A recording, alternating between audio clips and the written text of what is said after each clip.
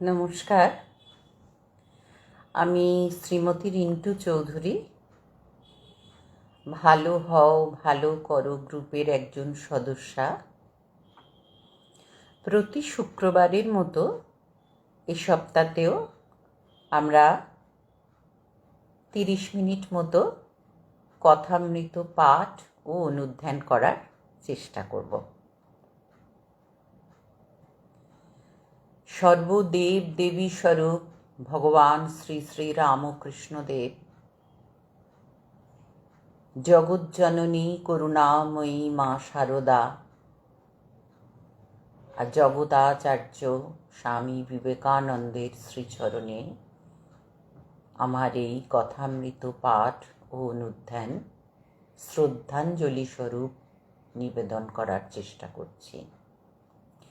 আর সমস্ত ভক্তমণ্ডলীকে জানাই আমার আন্তরিক শ্রদ্ধাপূর্ণ প্রণাম।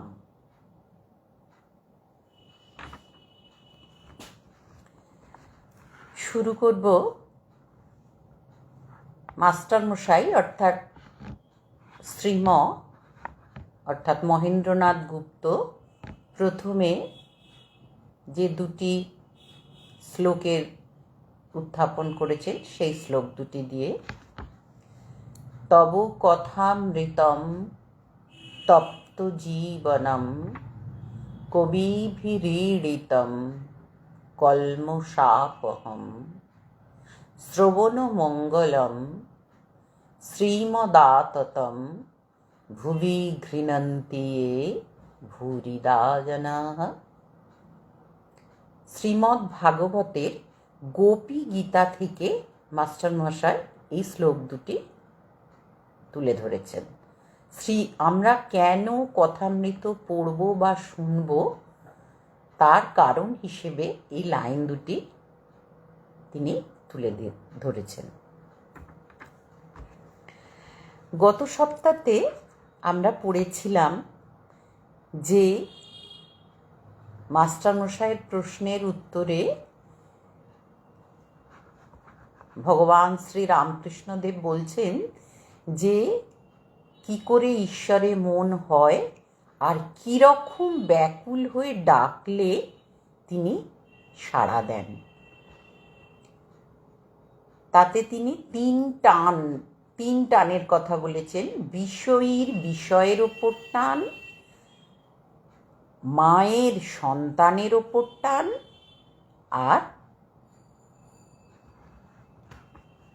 আর একটা হচ্ছে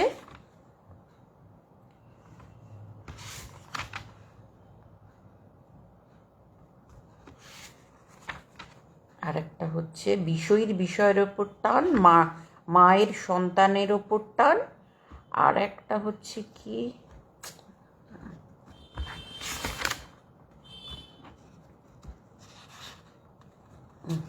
একদম ভুলে যাচ্ছে।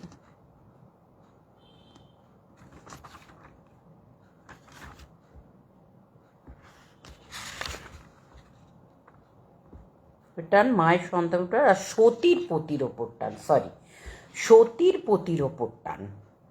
আসলে আমাদের কলিযুগে তো ওই জন্য ওটা ভুলে যাচ্ছি। যাই হোক, তা কিন্তু কলিযুগেই তো আমরা মা শারদাকে পেয়েছি।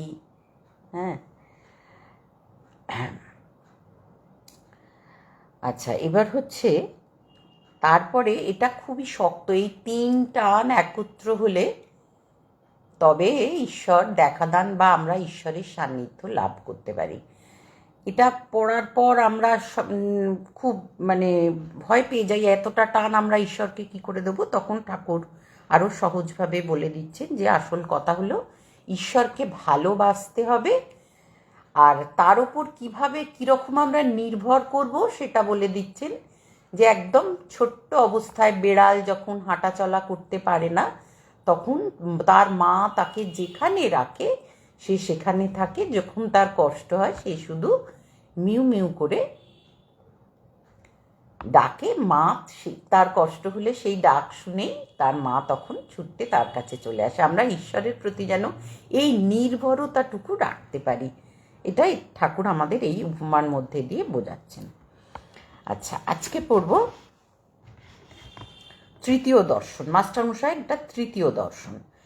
মাস্টার তখন বরাহনগরে ভগিনীর বাড়িতে ছিলেন। ঠাকুর শ্রীরামকৃষ্ণকে দর্শন করা অবধি সর্বক্ষণ তাঁহারই চিন্তা, সর্বদাই যেন সেই আনন্দময় মূর্তি দেখিতেছেন ও তাহার সেই অমৃতময়ী কথা শুনিতেছেন। ভাবিতে লাগিলেন, এই দরিদ্র ব্রাহ্মণ কিরূপে এইসব গভীর তত্ত্ব অনুসন্ধান করিলেন ও জানিলেন, আর এত সহজে এই সকল কথা বুঝাইতে তিনি এ পর্যন্ত কাহাকেও কখনো দেখেন নাই। কখন তাহার কাছে যাইবেন ও আবার তাহাকে দর্শন করিবেন এই কথা রাত্র দিন ভাবিতেছেন। এই যে মাস্টারমশাইয়ের কত বড় ভাগ্য! হ্যাঁ, রাত্র দিন ভাবছেন কখন ভগবান শ্রীরামকৃষ্ণের কাছে যাব। আমাদের যখন সত্যগুণের বৃদ্ধি হয় তখন আমাদের একটু ঈশ্বরের দিকে কি করে মন দেবো, কি করে একটু ঈশ্বরের কথা শুনবো, এরকম যখনই ইচ্ছে হবে তখনই বুঝতে হবে যে আস্তে আস্তে আমাদের সংসার থেকে মনটা উঠে সত্যগুণের দিকে ধাবিত হয়েছে। তা মাস্টারমশাই খালি দিবারাত্র ঠাকুরের কথা চিন্তা করছেন। দেখিতে দেখিতে রবিবার আসিয়া পড়িল। বরাহনগরের নেপালবাবুর সঙ্গে বেলা 3টা-4টার সময় তিনি দক্ষিণেশ্বরের বাগানে আসিয়া পৌঁছিলেন। দেখিলেন সেই পূর্ব পরিচিত ঘরের মধ্যে ঠাকুর শ্রীরামকৃষ্ণ ছোট তক্তপোষের ওপর বসিয়া আছেন। ঘরে এক ঘর লোক। রবিবার অবসর হইয়াছে, তাই ভক্তেরা দর্শন করিতে আসিয়াছেন। এখনো মাস্টারের সঙ্গে কাহারও আলাপ হয় নাই। তিনি সভা মধ্যে এক পার্শ্বে আসন গ্রহণ করিলেন। দেখিলেন ভক্ত সঙ্গে সহাস্য বদনে ঠাকুর কথা কহিতেছেন। একটি 29 বর্ষ বয়স্ক ছোকরাকে উদ্দেশ্য করিয়া ও তাহার দিকে তাকাইয়া ঠাকুর যেন কত আনন্দিত হইয়া অনেক কথা বলিতেছেন। এবার ঠাকুর যাকে দেখে খুব আনন্দিত হয়েছেন, ন্যাচারালি মাস্টারমশাই তার দিকে দৃষ্টিটা আকর্ষিত হয়েছে। এবার মাস্টারমশাই বলছেন, ছেলেটির নাম নরেন্দ্র, কলেজে পড়েন ও সাধারণ ব্রাহ্ম সমাজে যাতায়াত করেন। কথাগুলি তেজব পরিপূর্ণ, চক্ষু দুটি উজ্জ্বল, ভক্তের চেহারা। মাস্টারমশাইয়ের অবজারভেশন পাওয়ার, মানে তিনি তো তখন জানেন না যে এই নরেনই একদিন স্বামী বিবেকানন্দ হয়ে আমাদের 33 কোটি মানুষের, মানে চাকর মানুষের, তখন তো ব্রিটিশ, যখন স্বামী বিবেকানন্দ যখন আমেরিকার শিকাগো শহরে গেছেন তখন তো আমাদের ব্রিটিশ রাজত্ব। এই 33 কোটি মানুষের প্রতিনিধি, 33 কোটি গোলামের প্রতিনিধি হিসেবে একজন ভারতীয় হয়ে তিনি যে ভবিষ্যতে এই কাজ করবেন, জগতাচার্য হবেন, এটা তো তখন মাস্টারমশাই জানতেন না। কিন্তু মাস্টারমশাই ঠিক বুঝতে পেরেছেন যে কথাগুলি তেজব পরিপূর্ণ, চক্ষু দুটি উজ্জ্বল, ভক্তের চেহারা। বলে না জহুরি জহর চেনে। তা মাস্টার অনুমানে বুঝিলেন যে কথাটি বিষয়াসক্ত সংসারী ব্যক্তির সম্বন্ধে হইতেছিল। যারা কেবল ঈশ্বর ঈশ্বর করে, ধর্ম ধর্ম করে, তাদের ওই সকল ব্যক্তিরা নিন্দা করে। এটা আমরা দেখতে পাই সমাজে, পরিবারে, যে যারা একটু ঈশ্বর ঈশ্বর করছি, আমরা একটু ধর্ম ধর্ম, ধর্ম মানে যেটা আমাদের ধারণ করে আছে। হ্যাঁ, মানে ফুলের ধর্ম গন্ধ দেয়া, আমাদের ধর্ম মনুষ্যত্ব। আমার যেটা মনে হয় মনুষ্যত্ব, মানুষের শরীর নিয়ে জন্মালেই কি সবাই মনুষ্যত্ব সবার মধ্যে আছে? সেটা আমাদের নিজেদেরকেই বিচার করে দেখতে হবে। তাই বলছেন যে কেবল ঈশ্বর ঈশ্বর করে, যারা ধর্ম ধর্ম করে, তাদের ওই সকল ব্যক্তিরা নিন্দা করে। আর সংসারে কত দুষ্ট লোক আছে, তাদের সঙ্গে কিরূপ ব্যবহার করা উচিত, এইসব কথা হইতেছে। শ্রীরামকৃষ্ণ নরেন্দ্রের প্রতি: নরেন্দ্র, তুই কি বলিস? সংসারী লোকেরা কত কি বলে, কিন্তু দেখ, হাতি যখন চলে যায়, পেছনে কত জানোয়ার কত রকম চিৎকার করে, কিন্তু হাতি ফিরেও যায় না। ঠাকুরের এই কথাটার মধ্যে একটা ভীষণ শিক্ষা আমরা পাই। আমরা ভীষণভাবে যারা সংসারের মধ্যে থেকে একটু ঈশ্বরকে ডাকার চেষ্টা করছি, আশপাশ থেকে এত রকমের বাধা বিপত্তি আসে, তা সেইটাই যেন ঠাকুর বলছেন যে আমরা যেন সেই হাতির মতন চলে যেতে পারি। আর কত জানোয়ার কত রকম চিৎকার করে, কিন্তু হাতি ফিরেও যায় না। কে কি বলল, আমরা যেন কোনো ভালো কাজ করার সময় সেই দিকে যেন আমরা কোনো কর্ণপাতও না করি। এটা যেন ঠাকুর আমাদের বলতে চাইছেন মাস্টারমশাইকে মাধ্যম করে। হাতি ফিরেও চায় না। তোকে যদি কেউ নিন্দা করে, তুই কি মনে করবি? নরেন্দ্র: আমি মনে করব কুকুর ঘেউ ঘেউ করছে। নরেন্দ্র বললেন, আমি মনে করব কুকুর ঘেউ ঘেউ করছে। শ্রীরামকৃষ্ণ সহাস্যে: না রে, অত দূর নয়। সকলের হাস্য। ঈশ্বর সর্বভূতে আছেন। এই কথাটাও বিরাট মূল্যবান কথা। সর্বভূতে, সর্বত্র। আমরা গুরুমন্ত্রে পড়ি না, চরাচরম, চর অচর, অখণ্ড মণ্ডলাকারং ব্যাপ্তং येन চরাচরম তৎপদং দর্শিতং येन তস্मै শ্রী গুরবে নমঃ। হ্যাঁ, সর্বভূতে আছেন, কাজেই কাউকে অত ছোট, ওই জন্য বলছেন, ঠাকুর বলছেন, না রে, অত দূর নয়, কুকুর নয়। অথচ ঠাকুর কিন্তু বলেছেন যে কত জানোয়ার কত রকম চিৎকার করেন, ঠাকুর কিন্তু বলেছেন। সেটা আমার মনে হয়েছে যে যারা মানুষের শরীর ধারণ করেও মনুষ্যত্ব বোধ হারিয়ে ফেলেছে, তাদের উদ্দেশ্যেই বোধহয় বলেছেন। তা নরেন্দ্র যখন বলল যে আমি মনে করব কুকুর ঘেউ ঘেউ করছে, শ্রীরামকৃষ্ণ সহস্যে বললেন, না রে, অত দূর নয়। সকলের হাস্য। ঈশ্বর সর্বভূতে আছেন, তবে ভালো লোকের সঙ্গে মাখামাখি চলে, মন্দ লোকের কাছ থেকে তফাৎ থাকতে হয়। বাঘের ভিতরেও নারায়ণ আছেন, তা বলে বাঘকে আলিঙ্গন করা চলে না। সকলের হাস্য। এটা আমরা 1882 খ্রিস্টাব্দের কথা পড়ছি, মাস্টারমশাইয়ের লেখা। কিন্তু আমরা সম্ভবত, যদি খুব না ভুল বলে থাকি, আমরা বোধহয় 19 শতকেই দেখেছি যে বাঘকেও একজন মানুষ মালা পরাতে গিয়ে কিভাবে প্রাণ হারিয়েছেন। কিন্তু তার কতদিন আগে এই উপমা দিয়ে ঠাকুর বলে গেছেন, সত্যি আশ্চর্য লাগে। বাঘের ভিতরেও নারায়ণ আছেন, তা বলে বাঘকে আলিঙ্গন করা চলে না। সকলের হাস্য। যদি বলো বাঘ তো নারায়ণ, তবে কেন পালাবো? তার উত্তর, যারা বলছে পালিয়ে এসো, তারাও নারায়ণ, তাদের কথা কেন না শুনি? তার মানে এখানে আমার যেটা মনে হয়েছে সেটা তোমাদের সঙ্গে শেয়ার করছি, যে আমার ভিতরেও নারায়ণ আছেন। সর্বভূতে নারায়ণ আছেন মানে প্রত্যেকের ভিতরে নারায়ণ আছেন। আমার ভিতরেও নারায়ণ আছেন, বিবেক রূপে, বুদ্ধি রূপে, শ্রদ্ধা রূপে, শান্তি রূপে। তাহলে আমার বিবেক, বুদ্ধি, আত্মবিশ্বাস, এগুলো দিয়ে তো আগে বিচার করব যে আমরা কার কথা শুনবো, কাকে আলিঙ্গন করব, আর কার থেকে তফাতে থাকবো। এটা আমার মনে হয়েছে। যে যারা বলছে পালিয়ে এসো, তারাও নারায়ণ, তাদের কথা কেন না শুনি? কার কথা শুনবো আর কার কথা শুনবো না, কোন কাজটা করব আর কোন কাজটা করব না, ন্যায় অন্যায় আমরা কিন্তু সবাই নিজেরা জানি। সেটাই এখানে আমার মনে হয় বলে এবার ঠাকুর বলছেন, একটা গল্প শোনো। কোনো এক বনে এক সাধু থাকেন। তার অনেকগুলি শিষ্য।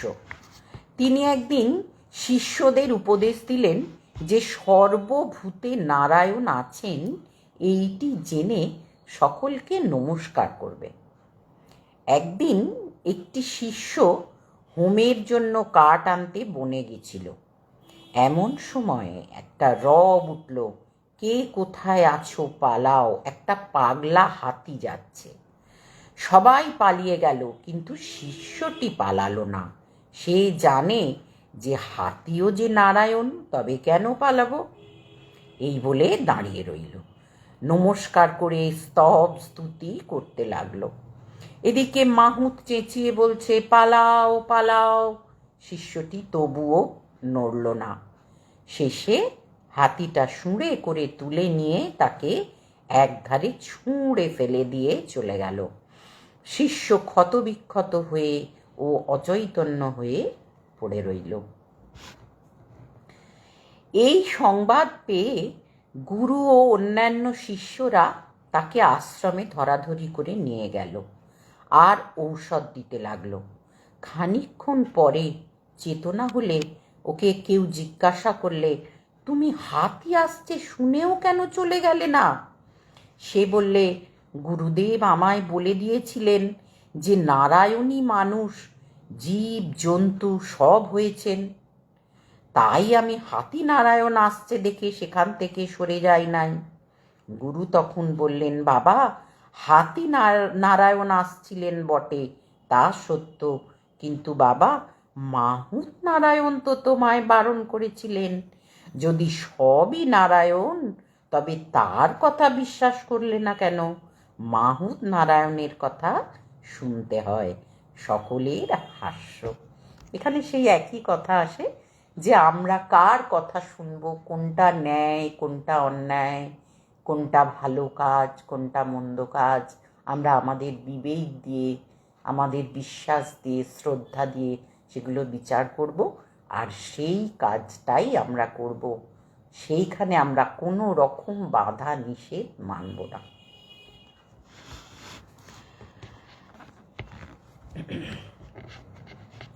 আবার ঠাকুর বলছেন, শাস্ত্রে আছে আপ নারায়ণ, অর্থাৎ জল নারায়ণ। কিন্তু কোনো জল ঠাকুর সেবায় চলে, আবার কোনো জলে আঁচানো, বাসন মাজা, কাপড় কাচা কেবল চলে, কিন্তু খাওয়া বা ঠাকুর সেবা চলে না। এই কথাটা আমার খুব ভালো লেগেছে। খাওয়া বা ঠাকুর সেবা চলে না। আমরা অনেক সময় ঠাকুর সেবায় গঙ্গা জল দিই, কিন্তু গঙ্গা জল আমরা কি নিজেরা শ্রদ্ধা ভরে খেতে পারি, পান করতে পারি? আমার এটা মনে হয় যে যেটা আমরা নিজেরা খেতে পারবো না, সেটা আমরা ঠাকুর সেবায় কি করে দেব? সেই জন্য এই কথাটা আমার খুব ভালো লেগেছে। কিন্তু বলছেন যে কিন্তু খাওয়া বা ঠাকুর সেবায় চলে না জল, কারণ যেটা আমরা খাবো আমরা সেটাই ঠাকুর সেবায় দেব, এটা আমার মত। তেমনি সাধু অসাধু, ভক্ত অভক্ত সকলেরই হৃদয়ে নারায়ণ আছেন, কিন্তু অসাধু অভক্ত দুষ্ট লোকের সঙ্গে ব্যবহার চলে না, মাখামাখি চলে না। কারোর সঙ্গে কেবল মুখের আলাপ পর্যন্ত চলে, আবার কারো সঙ্গে তাও চলে না। ওইরূপ লোকের কাছ থেকে তফাতে থাকতে হয়। তাহলে কি বললেন যে কি কোন জল কিসে ব্যবহার করব, ঠিক যেরকম সেরকম আমরা কার সঙ্গে কতটা মিশবো, কতটা কারোর সঙ্গে আমরা ঝগড়া অশান্তি কিছু করব না, কিন্তু দরকার হলে তার সঙ্গে বলছে কথা পর্যন্ত চলবে না, তার থেকে তফাতে থাকবে, এরকম মানুষও আমাদের সামনে আছে। কেবল মুখের আলাপ পর্যন্ত চলে এরম মানুষ আছে, আবার কারোর সঙ্গে তাও চলে না, মানে কথাবার্তাও চলে না। ওইরূপ লোকের কাছ থেকে তফাতে থাকতে হয়। একজন ভক্ত মানে মাস্টার মশাই, উনি তো নিজেকে গোপন রাখতে চেষ্টা করেছিলেন, ওই জন্যে ঠাকুর তাকে জগৎ বিখ্যাত করে দিলেন। মাস্টারমশাই, এই একজন ভক্ত, মহাশয়, যদি দুষ্ট লোকে অনিষ্ট করতে আসে বা অনিষ্ট করে, তাহলে কি চুপ করে থাকা উচিত? এটা আমাদের সকলেরই প্রশ্ন, যে আমরা বুঝতে পারছি যে এ আমার অনিষ্ট করবে, কিন্তু তার সঙ্গে আমরা তাহলে কি করে চলবো? তাই মাস্টারমশাই আমাদের প্রতিনিধি হয়ে জিজ্ঞেস করছেন যে তাহলে কি আমরা চুপ করে থাকবো সে অনিষ্ট করবে জেনেও? এবার ঠাকুর বলছেন, শ্রীরামকৃষ্ণ, লোকের সঙ্গে বাস করতে গেলেই দুষ্ট লোকের হাত থেকে আপনাকে রক্ষা করবার জন্য একটু তমগুণ দেখানো দরকার। তমগুণ আমরা যারা ভক্ত মানুষ তারা সবাই জানি, আমরা সব মানুষই সত্য, রজ, তম এই তিনের সংমিশ্রণে তৈরি। সত্য অর্থাৎ যে পথ, যে গুণ আমাদের ঈশ্বরের দিকে নিয়ে যায়, আর রজ অর্থাৎ যে অত্যন্ত পরিশ্রমী, সব সময় জগতের চিন্তায়, জগতের কাজে মত্ত, সেটা রজগুণী। আর তমগুণী হচ্ছে ষড়রিপু, যার ভিতরে প্রবলভাবে রয়েছে কাম, ক্রোধ, লোভ, মোহ, মদ, মাৎসর্য, প্রবলভাবে রয়েছে, এবং অলসতা। এগুলো হচ্ছে তমগুণের উদাহরণ। কাজেই আমরা সব মানুষেরই কম বেশি করে এই তিন গুণেরই আমরা অধিকারী। তা এখানে ঠাকুর ওই জন্য বলছেন যে দুষ্ট লোকের হাত থেকে আপনাকে রক্ষা করবার জন্য একটু তমগুণ দেখানো দরকার, কিন্তু সে অনিষ্ট করবে বলে উল্টে তার অনিষ্ট করা উচিত নয়। সে তমগুণী হতে পারে, কিন্তু আমাদের তমগুণ দেখানো দরকার, কিন্তু তমগুণী হয়ে যেতে তিনি বলছেন না। বলে ঠাকুর আবার একটি গল্পের অবতারণা করেছেন। এক মাঠে এক রাখাল গরু চড়াত। সেই মাঠে একটা ভয়ানক বিষাক্ত সাপ ছিল। সকলেই সেই সাপের ভয়ে অত্যন্ত সাবধানে থাকত। একদিন একটি ব্রহ্মচারী সেই মাঠের পথ দিয়ে আসছিল। রাখালেরা দৌড়ে এসে বললে, ঠাকুর মহাশয়, ওদিক দিয়ে যাবেন না, ওদিকে একটা ভয়ানক বিষাক্ত সাপ আছে। ব্রহ্মচারী বললে, বাবা, তা হোক, আমার তাতে ভয় নাই, আমি মন্ত্র জানি। এই কথা বলে ব্রহ্মচারী সেই দিকে চলে গেল। রাখালেরা ভয়ে কেউ সঙ্গে গেল না। এদিকে সাপটা ফণা তুলে দৌড়ে আসছে, কিন্তু কাছে না আসতে আসতে ব্রহ্মচারী যেই একটি মন্ত্র পড়লে অমনি সাপটা কেঁচোর মতন পায়ের কাছে পড়ে রইল। ব্রহ্মচারী বললে, ওরে, তুই কেন পরের হিংসা করে বেড়াস? আয়, তোকে মন্ত্র দিব। এই মন্ত্র জপলে তোর ভগবানে ভক্তি হবে, ভগবান লাভ হবে, আর হিংসা প্রবৃত্তি থাকবে না। এই বলে সে সাপকে মন্ত্র দিল। সাপটা মন্ত্র পেয়ে গুরুকে প্রণাম করলে আর জিজ্ঞাসা করলে, ঠাকুর, কি করে সাধনা করব বলুন?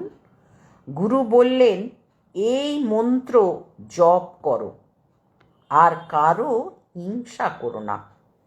ব্রহ্মচারী যাবার সময় বললে, আমি আবার আসব।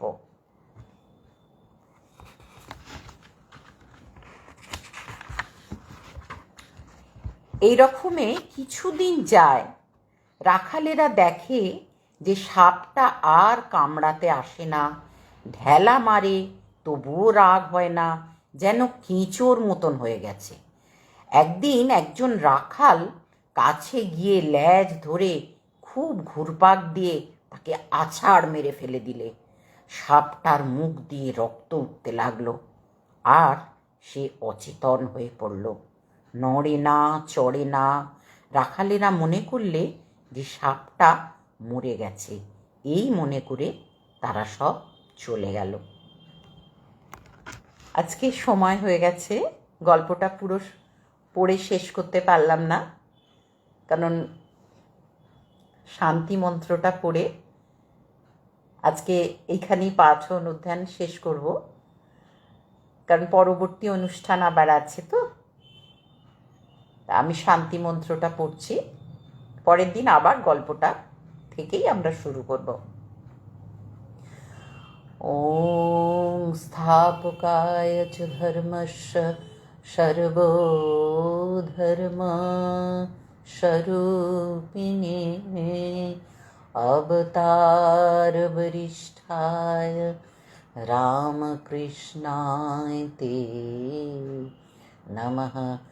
जननीं शारदां देवीं रामकृष्णं जगद्गुरुं पादपद्मे तयो स्मृत्वा प्रणमामि मुहुर्मुहुः। नमो श्रीयतिराजाय विवेकानन्द शूरये सच्चित् सुख स्वरूपाय स्वामिने तापहारिणे। ओम शांति शांति शांति। हरि ओम तत्सत्। শ্রীরামকৃষ্ণায় অর্পণমস্তু। সমস্ত ভক্তমণ্ডলীকে আমার অন্তরের শ্রদ্ধাযুক্ত প্রণাম জানাই। ভক্তের হৃদয়ে ভগবানের বাসস্থান। আজকের মতো এখানেই কথামৃত পাঠ ও অনুধ্যান শেষ করলাম। নমস্কার।